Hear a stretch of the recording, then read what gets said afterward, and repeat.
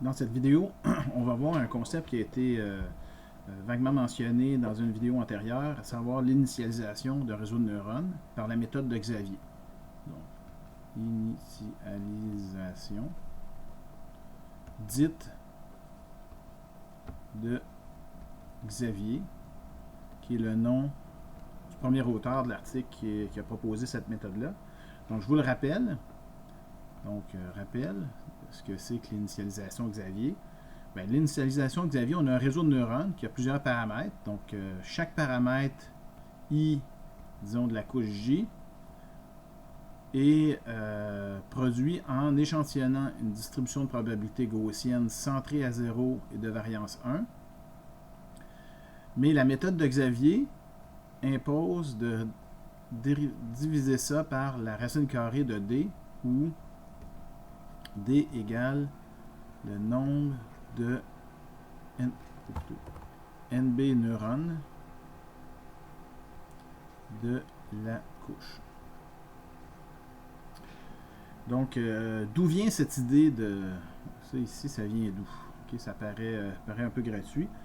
Mais en fait, non, c'est pas gratuit. Il y a une raison tout à fait logique pour faire ça. Voyons d'où ça vient. Donc, soit un neurone. Donc, si on se concentre juste sur un neurone, recevant en entrée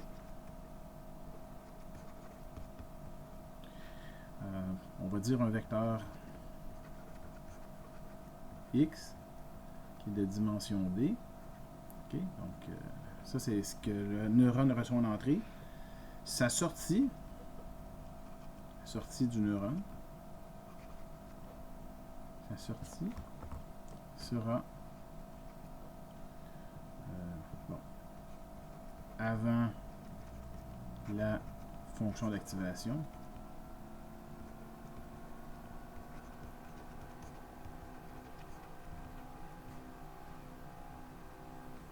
Donc, la sortie sera avant la fonction d'activation. Ça ici, Y égale à quelque chose comme W1x1 plus W2x2 plus WDxD.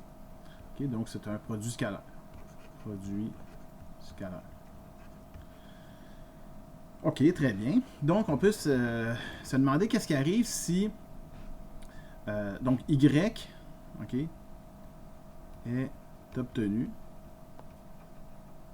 par propagation avant. Donc, on fait une propagation avant, c'est-à-dire qu'on reçoit un vecteur X, on fait un produit scalaire avec les paramètres du neurone, ça nous donne le Y. Donc, on peut se poser la question, qu'est-ce qui arrive? C'est quoi la valeur de Y? Si je fais plusieurs propagations avant, c'est-à-dire que j'ai plusieurs données, je fais plusieurs prédictions. Donc, on n'oublie pas que Y, c'est un réel. Donc, si on fait plusieurs prédictions, ben, parfois, pour certaines données en entrée, ce neurone-là va retourner une valeur négative, parfois une valeur positive, parfois une valeur très négative, parfois une valeur très positive. Donc, en d'autres mots, si on regardait pour ce neurone la valeur de Y, donc un Y ici, OK, donc 0. Donc, parfois, pour certaines données, la valeur va être légèrement positive, des fois, ça va être légèrement négatif, des fois très négatif, des fois très positif. Okay? Donc, si on prend plusieurs données puis qu'on fait des prédictions comme ça ici, on va voir que ben, nécessairement, ça devrait suivre une certaine distribution comme ça ici. Fait qu'on peut se poser la question, c'est quoi la variance de cette distribution-là? Donc, la variance de cette distribution-là nous indiquerait si ce neurone retourne des valeurs très différentes d'une fois à l'autre. Ou au contraire, donc si la variance était très faible, retourne à peu près toujours la même chose. Donc, pour calculer la variance, déjà, avant de calculer la variance de Y, on peut démontrer que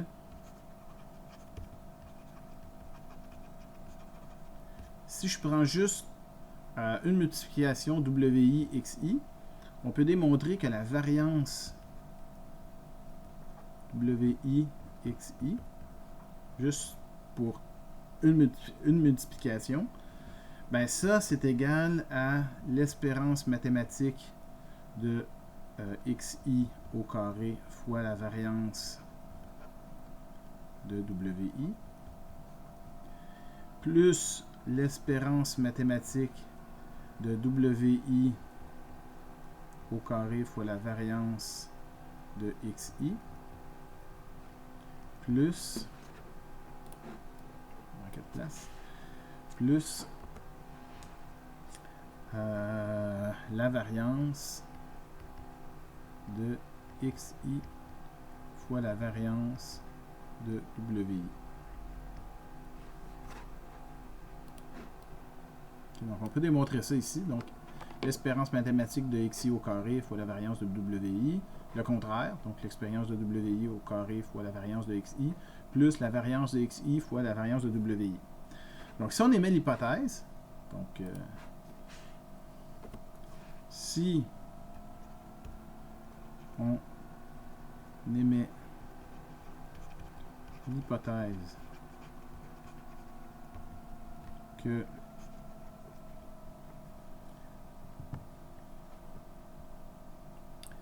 les xi et les wi sont centrés en 0. Bon, les wi, si on les initialise par une distribution gaussienne centrée à 0, ça c'est évident. Mais on peut quand même faire l'hypothèse que les xi, lorsqu'on propage un signal à travers un réseau, ben que les xi, surtout si la fonction d'activation qu'on utilise, c'est une fonction qui laisse passer des valeurs positives et négatives, mais on peut émettre l'hypothèse que les xi ben, sont effectivement la moitié du temps négatif, la moitié du temps positif. Donc c'est une hypothèse qui est tout à fait raisonnable. Donc si on émet cette hypothèse-là, ben, ça implique que l'espérance mathématique, la moyenne des xi, égale à l'espérance mathématique des wi, qui est égale à 0. Donc si ça c'est vrai, ça veut dire que ce terme-là ici est nul et ce terme-là ici est nul. Donc la variance de wi xi, c'est égal à la variance des xi fois variance des wi. Bon, très bien. Alors, une fois que ça c'est dit, là on peut regarder de quoi a l'air la variance de y. Donc la variance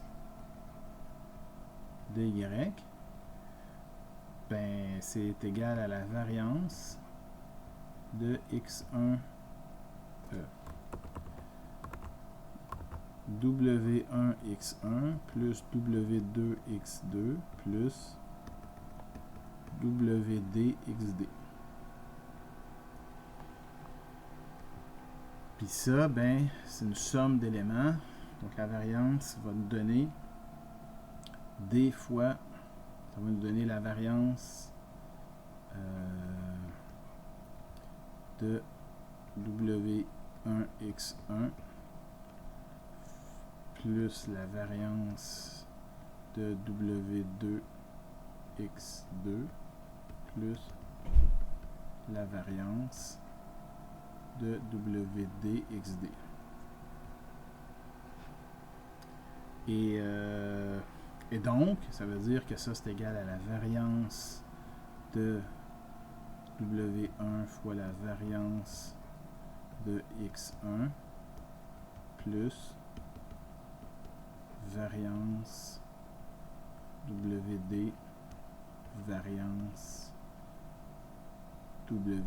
xd.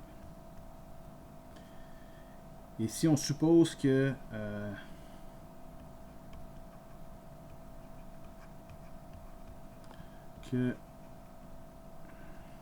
les wi et les wi ont la même distribution et que les xi ont aussi la même distribution. Ce que je veux dire par là, c'est que Les valeurs de W1, les paramètres sont dans le même ordre de grandeur que de W2, que de W3, que de W4. Puis même chose pour les X. Chaque dimension des X ne sont pas nécessairement plus importantes les unes que les autres. Ils vont avoir à peu près des valeurs équivalentes. Donc si ça c'est vrai, ben, ça veut dire que la variance de Y égale à D fois la variance de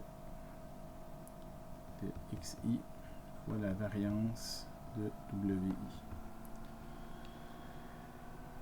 Donc, la sortie, la variance de la sortie d'un neurone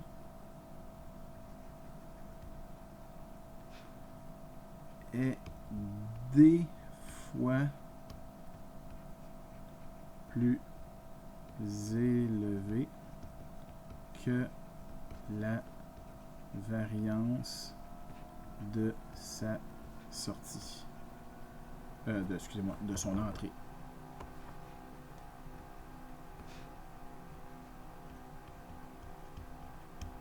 Hein? Ça c'est en entrée, ça c'est en sortie.